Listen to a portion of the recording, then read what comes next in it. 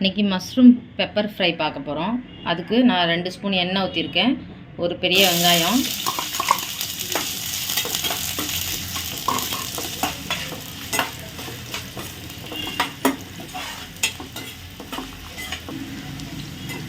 இது வெங்காயம் வதங்கிறதுக்காண்டி சும்மா கொஞ்சோண்டு உப்பு போட்டுக்கிறோம்.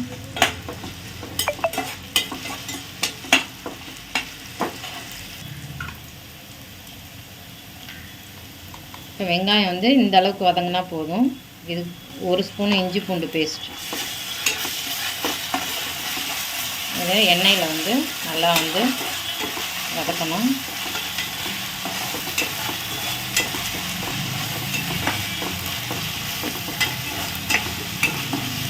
இப்போ இது கூட நான் ஒரு தக்காளி பழம் எடுத்திருக்கேன்.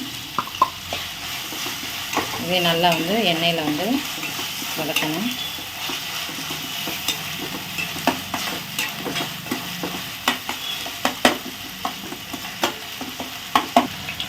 ஒரு 1/4 ஸ்பூன் வந்து மஞ்சள்தூள்,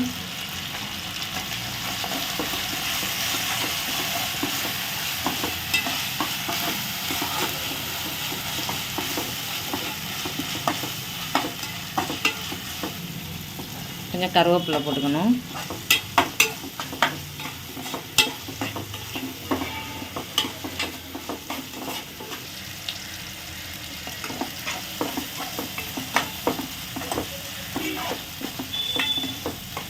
இப்போ தக்காளி இந்த அளவுக்கு வதங்கினோன்னே நான் வந்து ஒரு ஸ்பூன் மிளகாத்தூள் போட்டிருக்கேன்.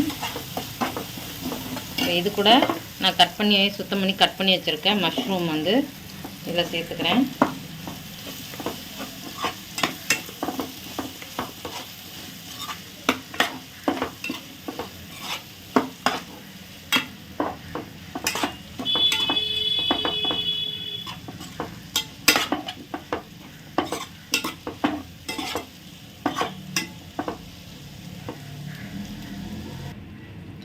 இப்போ நான் மஷ்ரூம்க்கு வந்து அரைக்கிறதுக்கு 1 ஸ்பூன் வந்து மிளகு எடுத்திருக்கேன்.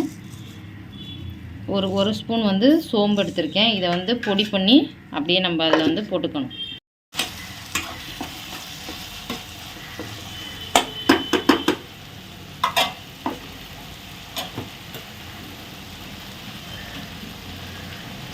இப்போ இது கூட சும்மா லைட்டாக தண்ணி ஊற்றிக்கணும்.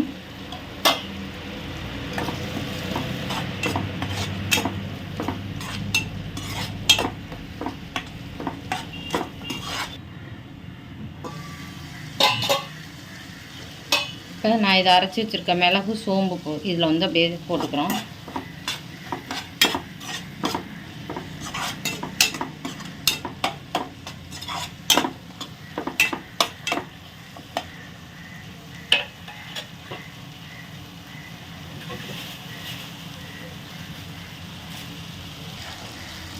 இது கூட கொத்தமல்லி இலை போட்டுக்கிறோம். அவ்வளோதான், ரெடி ஆயிடுச்சு.